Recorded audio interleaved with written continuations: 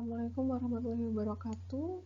Salam sejahtera untuk kita semua. Perkenalkan, nama saya Famita Azza Husna, mahasiswi Magister Sains Akuntansi Fakultas Ekonomika dan Bisnis Universitas Gadjah Mada. Di sini saya berkesempatan untuk mempresentasikan tesis saya dengan judul faktor-faktor perilaku yang mempengaruhi pengambilan keputusan investasi dengan dosen pembimbing Ibu Khairunisa Arifah dan Bapak Prof. Supriyono. Baik, kita mulai dari pembahasan bab pertama. Yang pertama adalah latar belakang. Investasi adalah penanaman sejumlah dana dengan harapan keuntungan di masa depan yang terdiri dari jangka panjang dan jangka pendek. Dan pelakunya adalah investor, yaitu ada investor institusional dan investor individu. Dan pasar modal adalah tempat di mana instrumen keuangan diperjualbelikan seperti saham, obligasi, reksadana. Dan saat ini pasar modal Indonesia mengalami pertumbuhan yang baik dilihat dari grafik nilai aset tersimpan di KSEI sampai tahun 2019 yang terus meningkat dan grafik jumlah investor Indonesia di KSEI sampai tahun 2019 juga terus meningkat. Instrumen keuangan yang cukup populer di pasar modal itu adalah saham, yaitu tanda bahwa investor telah menyertakan modalnya dalam perusahaan. Saham dikatakan populer karena memiliki keuntungan yang menarik dengan istilah high risk high return, yaitu ketika semakin tinggi resikonya maka return yang didapatkan juga akan tinggi. Namun ini perlu kehati-hatian dan kemampuan analisis yang baik untuk mendapatkan keputusan yang terbaik pula. Pengambilan keputusan terbaik untuk melakukan investasi dilakukan secara rasional pada awalnya dengan mempertimbangkan tingkat resiko dan juga tingkat return. Selain itu juga perlu adanya diversifikasi guna meminimalkan resiko. Namun seiring berjalannya waktu, muncul kesadaran investor bahwa keputusan juga bisa dipengaruhi secara irasional, yaitu adanya faktor psikologi, yaitu investor bertindak tidak terduga, tidak logis, dan juga tidak rasional, sehingga muncullah behavioral finance, yaitu upaya menyatukan keperilakuan dengan teori keuangan untuk memberikan pemahaman yang lebih rinci. Dan faktor perilaku di sini itu ada kepribadian, di mana merupakan kombinasi karakteristik emosional, kognitif, dan motivasi yang mempengaruhi individu merespon sesuatu. Kemudian ada persepsi resiko, di mana perilaku yang dipengaruhi sikap subjektif terhadap tingkat return dan juga resiko investasi. Dan juga ada perilaku herding, yaitu bias perilaku yang sering terjadi di pasar dan merupakan perilaku mengikuti keputusan investor lainnya. Sehingga di sini rumusan masalahnya yang pertama adalah bagaimana pengaruh kepribadian investor terhadap perilaku herding, bagaimana pengaruh persepsi resiko terhadap perilaku herding, kemudian bagaimana pengaruh perilaku herding terhadap pengambilan keputusan investasi. Dan tujuan penelitiannya yaitu untuk membuktikan bahwa terdapat pengaruh kepribadian investor terhadap perilaku herding. Kemudian untuk membuktikan pengaruh persepsi resiko terhadap perilaku herding, dan juga untuk membuktikan bahwa pengaruh perilaku herding itu terhadap pengambilan keputusan investasi. Manfaat penelitian yang pertama adalah manfaat praktis, di mana penelitian ini memungkinkan investor juga fokus pada faktor-faktor yang memiliki peran dalam pengambilan keputusan seperti kepribadian investor, persepsi resiko, perilaku herding dalam membuat keputusan investasi. Sedangkan manfaat teoritisnya, penelitian ini memperluas tentang behavioral finance. Selain itu juga menambah wawasan mengenai kepribadian investor, persepsi resiko dalam pengambilan keputusan investasi, dan menambah referensi untuk penelitian selanjutnya dengan topik yang sama. Selanjutnya kita akan membahas pada bab 2 menggunakan behavioral finance theory, di mana terdapat kesadaran investor tentang peran perilaku dan emosi sebagai faktor yang dapat mempengaruhi pengambilan keputusan investasi. Dan behavioral finance theory sendiri itu adalah upaya mengkombinasikan perilaku dengan keuangan serta ekonomi guna memperjelas mengapa seseorang itu mengambil keputusan yang tidak rasional. Selain itu, di sini ada teori offline behavior, yaitu adalah individu melakukan atau tidak melakukan perilaku tergantung dari niat yang ada dalam individu tersebut. Niat itu dipengaruhi oleh 3, yaitu ada sikap, norma subjektif, dan juga keyakinan atau belief. Sikap di sini adalah respon langsung dari suatu perilaku, di mana ketika perilaku itu memiliki konsekuensi yang positif, maka perilaku akan dilakukan. Kemudian norma subjektif itu adalah setuju atau tidak dalam melakukan perilaku tergantung dari individu lain atau lingkungan sekitarnya. Dan yang terakhir itu ada keyakinan, yaitu ada atau tidaknya faktor yang mendukung atau yang menghalangi individu dalam melakukan suatu perilaku. Kemudian dilanjutkan dengan prospek teori, yang dimana teori ini menjelaskan bagaimana seseorang mengambil keputusan dalam kondisi yang tidak pasti. Individu akan cenderung bertindak irasional ketika ia menginginkan keuntungan namun menghindari resiko atau menghindari penyesalan dan kerugian. Pengambilan keputusan investasi itu adalah proses yang kompleks, mencakup analisis beberapa faktor, mengikuti beberapa langkah atau proses memilih alternatif. Kemudian ada herding behavior, yaitu jenis bias investasi, di mana informasi pribadi investor individu itu diabaikan untuk informasi publik. Dan perilaku herding itu adalah perilaku investor yang cenderung mengikuti investor lainnya. Kepribadian itu adalah cara individu untuk bereaksi, berinteraksi, bersikap, dan sering ditunjukkan melalui karakteristik. Dan kepribadian juga merupakan hal yang menentukan perilaku dan kinerja seseorang. Kepribadian menggunakan the 5 factor model, yaitu ada neuroticism, extroversion, openness to experience, agreeableness, dan consciousness. Dan persepsi resiko itu merupakan ukuran seberapa beresiko suatu keputusan diambil dari sudut pandang pembuat keputusan. Persepsi resiko juga merupakan proses menginterpretasi informasi tentang resiko-resiko yang akan ditanggung. Pengembangan hipotesis yang pertama yaitu ada kepribadian investor neuroticism dan perilaku herding.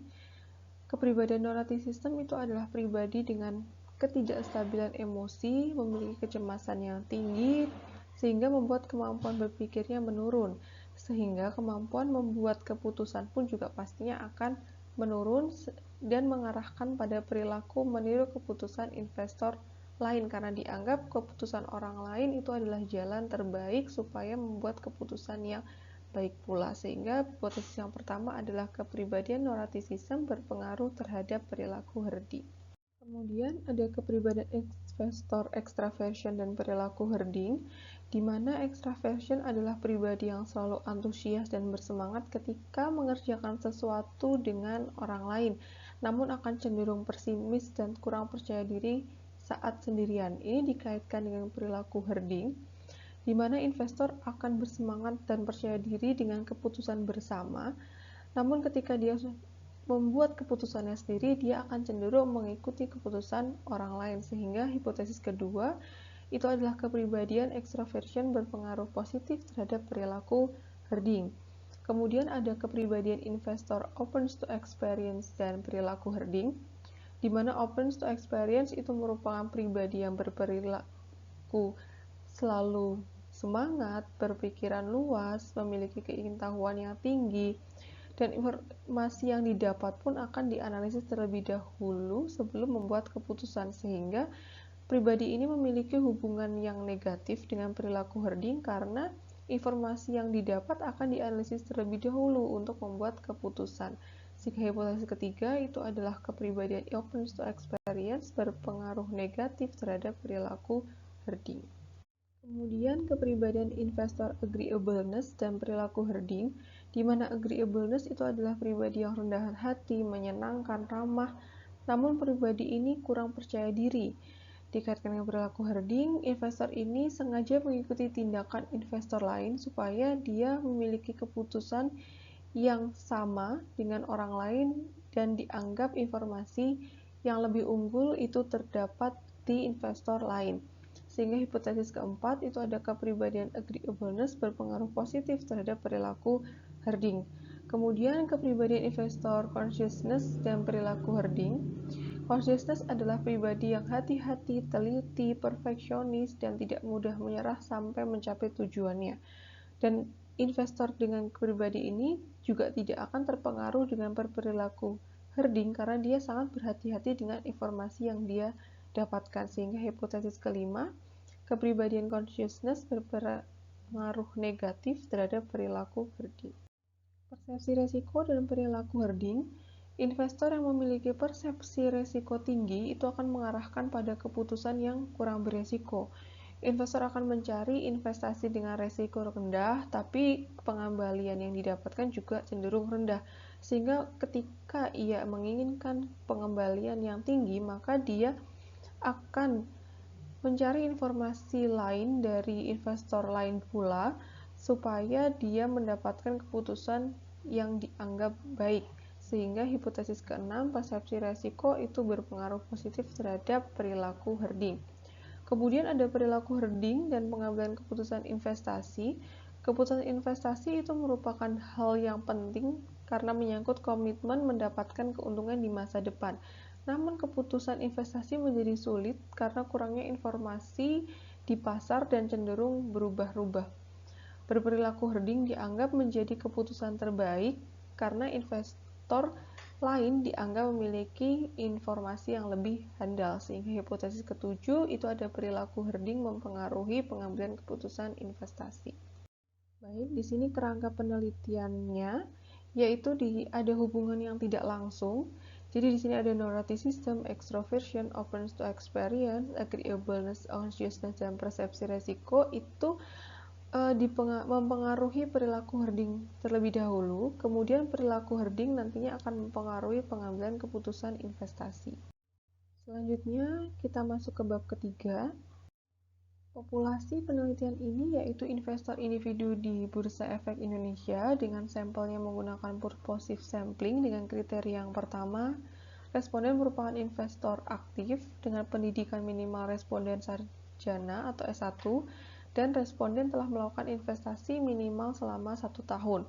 Dan penentuan ukuran sampel dilakukan menggunakan Hare et al., yakni ketika populasi sangat besar yang memungkinkan sampel yang nanti juga akan besar, maka peneliti memilih estimasi jumlah sampel yaitu 100 sampai 200 sampel.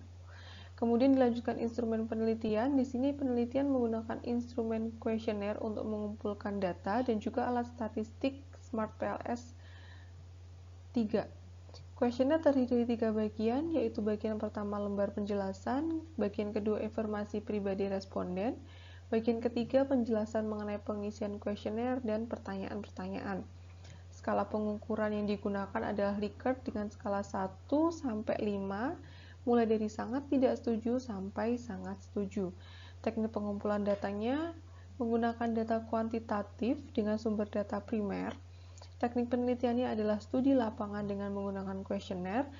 Namun di sini peneliti menggunakan metode online survei dengan membagikan Google Form sehingga lebih memudahkan responden untuk mengisi kuesioner. Analisis yang digunakan oleh peneliti yang pertama adalah statistik deskriptif untuk melihat gambaran secara umum karakter dari sampel penelitian. Kemudian dilanjutkan dengan uji instrumen, yaitu ada uji validitas dengan menggunakan convergency validity dengan outer loadingnya harus di atas 0,7 dan diskriminan validity di mana cross loadingnya harus di atas 0,7. Kemudian uji reliabilitas di mana diuji dengan kelompok alfanya harus di atas 0,6 atau 0,7. Kemudian dilanjutkan dengan menggunakan structural equation model atau SEM dengan model persamaan strukturnya sebagai berikut. Ada 2 persamaan karena persamaan yang tidak langsung. Kemudian ada uji goodness of fit dengan menggunakan kriteria yang pertama ketika p-value-nya kurang dari 0,05 menunjukkan bahwa model layak digunakan, sedangkan ketika p-value-nya nanti di atas 0,05 itu menunjukkan bahwa model tidak layak. Di sini juga peneliti menggunakan uji pilot, di mana dilakukan terlebih dahulu sebelum melakukan penyebaran kuesioner, dan pilot test di sini dilakukan dengan menggunakan 30 responden. Sehingga penelitian ini menguji 7 hipotesis, di mana batas untuk menolak dan menerima hipotesis yaitu 1,65 yang didapat dari T-tabel dengan tingkat signifikan 95%. Selanjutnya kita akan membahas bab keempat, dimulai dari uji pilot. Di sini terdapat 30 responden yang digunakan, yaitu terdiri dari kuesioner yang kembali 30 orang, dan juga kuesioner juga bisa diolah 30 sampel, yaitu dengan presentasi 100%. Kemudian kita uji validitas untuk pilot testnya, dan menghasilkan nilai outer loading yang semuanya di atas 0,7, terlihat dari tabel berikut, sehingga semua pertanyaan dianggap valid dan bisa dilanjutkan untuk penyebaran kuesioner. Selanjutnya ada uji reliabilitas untuk pilot test juga dengan menguji Cronbach alfanya untuk masing-masing variabel. Di sini harus di atas 0,7 dan hasilnya menyatakan bahwa semua variabel memiliki nilai Cronbach alfa di atas 0,7 sehingga semua variabel itu reliable. Dilanjutkan dengan penyebaran kuesioner yang sesungguhnya. Di sini ada hasil pengumpulan data kuesioner. Kuesioner yang kembali terdiri dari 150 responden yang mengembalikan, sedangkan kuesioner yang dapat diolah ada 132, di mana 18 respon tidak bisa diolah karena tidak memenuhi kriteria peneliti. Kemudian hasil statistik deskriptif menyatakan bahwa semua variabel memiliki nilai minimal 1 kecuali agreeableness dan pengambilan keputusan investasi dengan nilai minimalnya 2, dan nilai maksimal keseluruhan yaitu 5, dan persebaran datanya rata-rata di atas 0,6 dari 132 respon.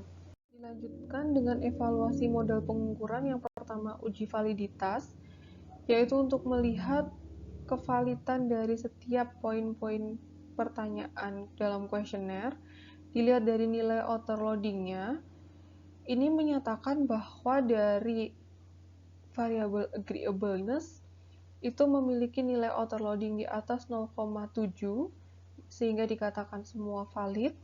Consciousness juga sama di atas 0,7 yang dikatakan valid juga. Extroversion juga memiliki nilai outer loading di atas 0,7 untuk kelima pertanyaannya sehingga dikatakan valid juga. Neuroticism dengan nilai outer loading di atas 0,7. Kemudian open to experience dengan kelima pertanyaannya di atas 0,7 untuk nilai outer loading. Kemudian persepsi resiko di sini juga sama, semuanya di atas 0,7. Kemudian perilaku herding dengan nilai outer loading untuk kelima pertanyaan yaitu di atas 0,7. Terakhir, keputusan investasi dengan kelima pertanyaannya juga memiliki nilai outer loading yang di atas 0,7 sehingga kesemua variabel ini memiliki nilai outer loading di atas 0,7 sehingga bisa dikatakan bahwa ini valid. Evaluasi model pengukuran selanjutnya yaitu uji reliabilitas dengan menggunakan nilai Cronbach alfa dari ke-8 variabel. Dan hasil pengujian menunjukkan bahwa ke-8 variabel memiliki hasil Cronbach alfa di atas 0,7 yang dapat disimpulkan bahwa ke-8 variabel reliable. Kemudian evaluasi model struktural dengan menggunakan R-square. Di sini ada keputusan investasi dengan R-square 0,445 yang menyatakan bahwa keputusan investasi dapat dijelaskan dengan perilaku herding sebesar 44,5% dan sisanya 55,5% dijelaskan oleh variabel lainnya. Yang kedua, perilaku herding dengan nilai R-square 0,908 yang menyatakan bahwa variabel herding dapat dijelaskan oleh kelima variabel kepribadian individu dan persepsi resiko sebesar 90,8% dan sisanya 9,2% dijelaskan oleh variabel lain. Kemudian evaluasi model struktural. Di sini ada tabel yang berisi original sampel, kemudian sample mean, standard deviation, t-statistik, dan p-value. Di sini pertama kita membahas path coefficient. Berdasarkan nilai original sampel dari hasil pengujian, disimpulkan bahwa hipotesis 1, 2, 4, 5, dan 6 memiliki pengaruh positif karena menghasilkan original sampel positif. Yaitu di sini ada agreeableness, consciousness, extroversion, neuroticism, perilaku herding, dan persepsi resiko. Sedangkan hipotesis ketiga, dia memiliki pengaruh negatif karena original sampelnya bernilai negatif pula, yaitu di sini adalah open to experience, yaitu sebesar minus 0,066. Kemudian dilanjutkan dengan T statistiknya. Berdasarkan nilai tes statistik hasil pengujian disimpulkan bahwa semua model, yaitu dari hipotesis 1 sampai 7 memiliki pengaruh yang signifikan, yaitu T statistiknya lebih besar dari 1,65. Ini ditunjukkan dari tabel tes statistik yang ini, di mana keseluruhan itu lebih besar dari 1,65, yaitu yang pertama agreeableness 4,126, consciousness 7,3, extroversion 6,2, neuroticism 4,9, open to experience 2,1, perilaku herding 9,02, dan persepsi resiko 4,374. Selain itu, uji goodness of fit-nya berdasarkan p-value-nya menyatakan bahwa semua model atau semua hipotesis itu layak digunakan karena p-value-nya kurang dari 0,05. Ini terlihat dari tabel p-value dari agreeableness 0,0, consciousness 0,0, extroversion 0,0, neuroticism 0,0 pula, open to experience 0,02, perilaku herding juga 0,0, dan persepsi resiko 0,0, sehingga disimpulkan bahwa ke-7 model layak digunakan. Kita masuk pembahasan. Hipotesis yang pertama yaitu neuroticism berpengaruh positif terhadap perilaku herding. Di sini nilai original sampelnya itu dia plus 0,242 yang menyatakan hubungan positif atau searah, dan nilai tes statistik 4,95 di atas 1,65 yang menyatakan bahwa adanya hubungan signifikan, dan nilai p-value 0,0 yaitu lebih kecil dari 0,05 yang menyatakan model hubungan ini layak digunakan, sehingga hipotesis 1 diterima.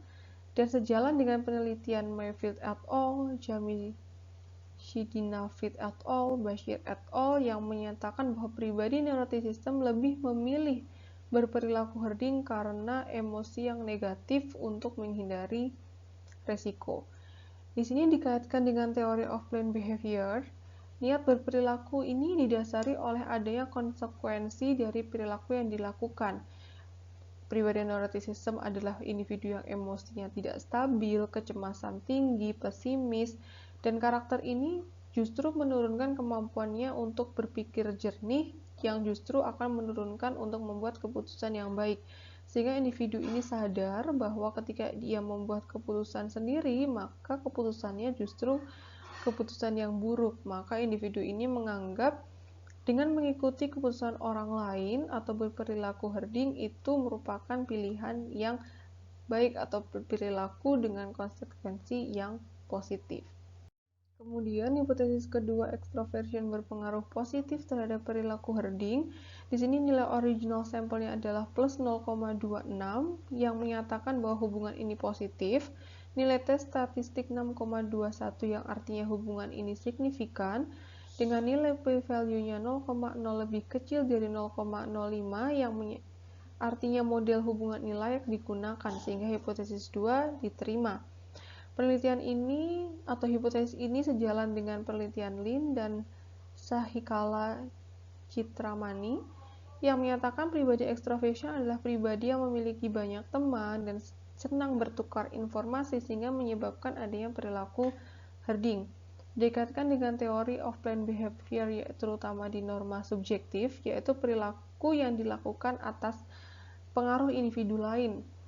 Pribadi extroversion yang mudah bergaul, lebih senang melakukan sesuatu bersama-sama, ini akan cenderung membuat keputusan yang bersama-sama dengan teman-temannya atau dengan rekan-rekannya, dan keadaan ini justru mendukung pengaruh orang sekitarnya atau orang lain dalam pengambilan keputusan investasi si investor tersebut, sehingga individu ini setuju bahwa keputusan investasi sebaiknya sama dengan investor lainnya, sehingga individu dengan kepribadian extroversion akan berperilaku herding. Hipotesis ketiga, opens to experience berperilaku negatif terhadap perilaku herding. Di sini nilai original sampelnya minus 0,06 yang artinya ada hubungan negatif, nilai statistik 2,19 yang artinya hubungan signifikan, nilai p-value 0,029 atau lebih kecil dari 0,05 yang artinya hubungan ini layak digunakan, sehingga hipotesis 3 diterima dan sejalan dengan penelitian Tawney et al. Tahun 2015 dan 2017 yang menyatakan bahwa pribadi opens to experience itu tidak akan berperilaku herding karena mereka ketika menerima informasi itu tidak akan menerima secara mentah, tapi diolah terlebih dahulu, dianalisis terlebih dahulu sebelum membuat keputusan final.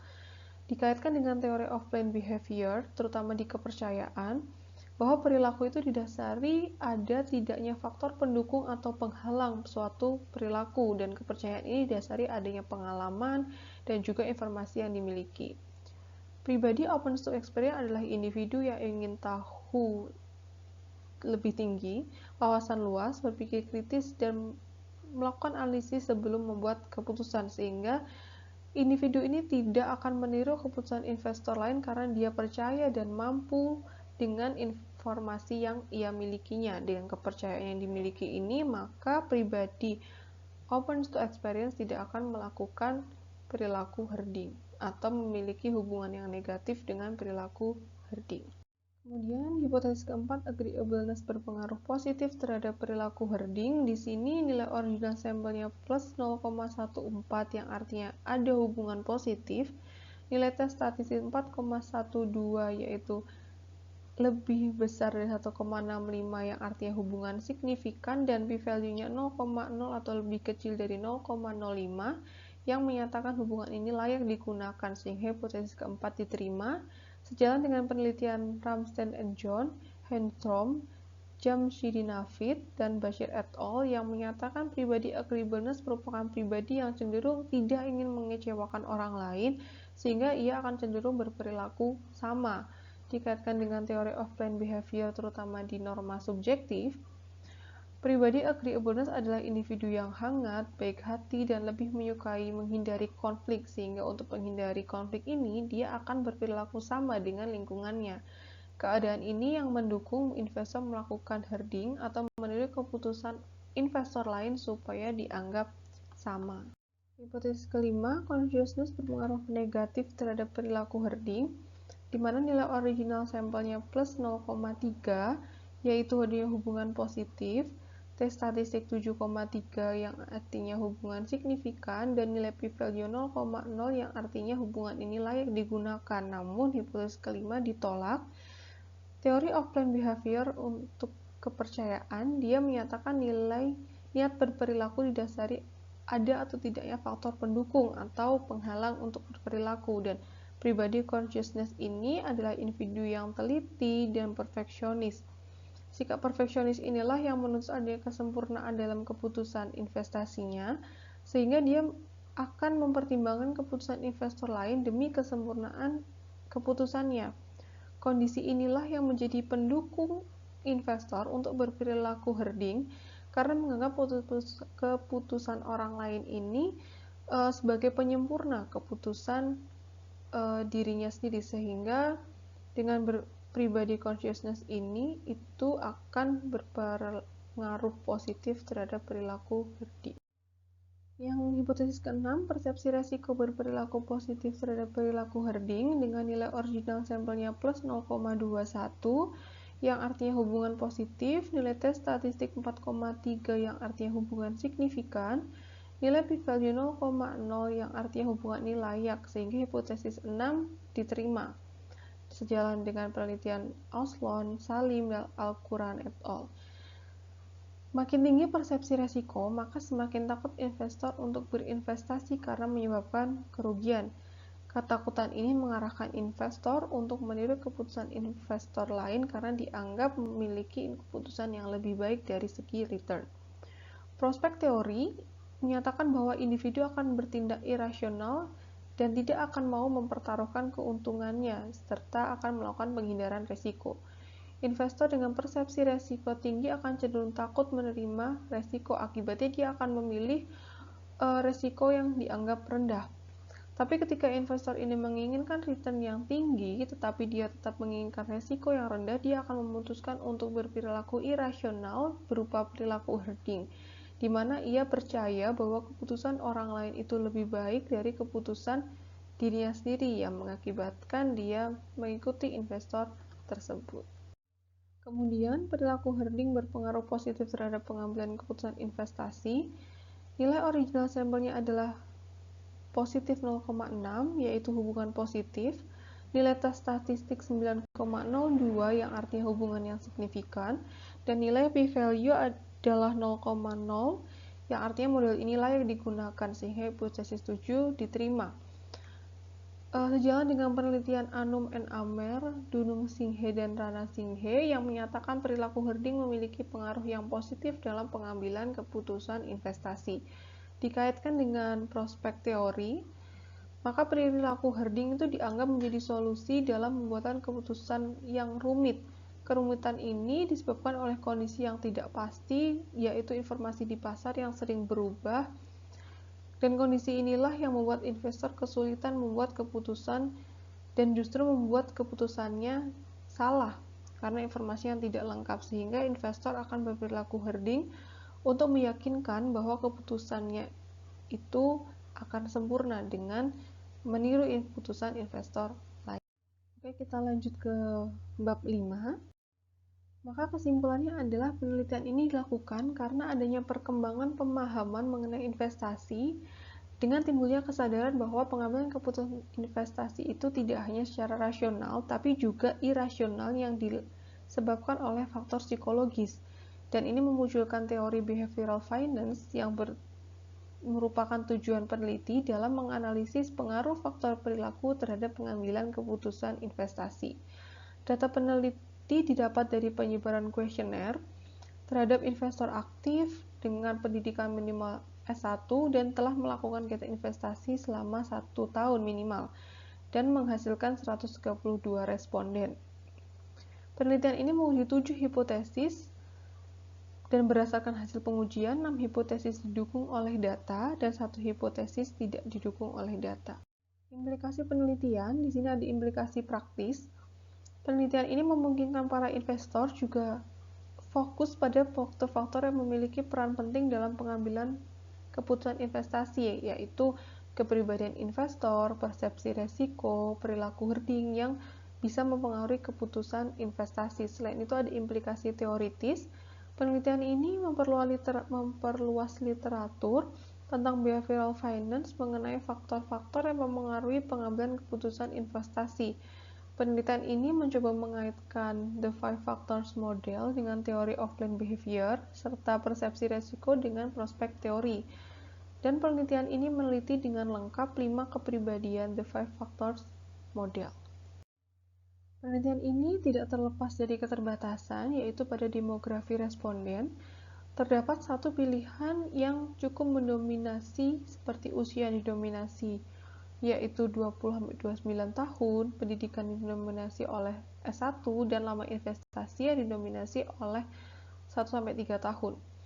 Selain itu, penelitian ini menggunakan online questionnaire dengan menggunakan Google Form yang dikirim ke beberapa grup, yang justru ini merupakan langkah yang kurang efektif karena mengurangi kesediaan responden untuk mengisi kuesioner. Sehingga saran peneliti yaitu sebaiknya memastikan bahwa responden memiliki demografi yang rata dan tidak ada yang mendominasi. Selain itu, sebaiknya memberikan penjelasan yang lebih rinci mengenai kuesioner yang dibagikan dan juga lebih baik dikirimkan secara personal karena meningkatkan kesediaan mengisi kuesioner. Sekian presentasi dari saya. Terima kasih. Wassalamualaikum warahmatullahi wabarakatuh.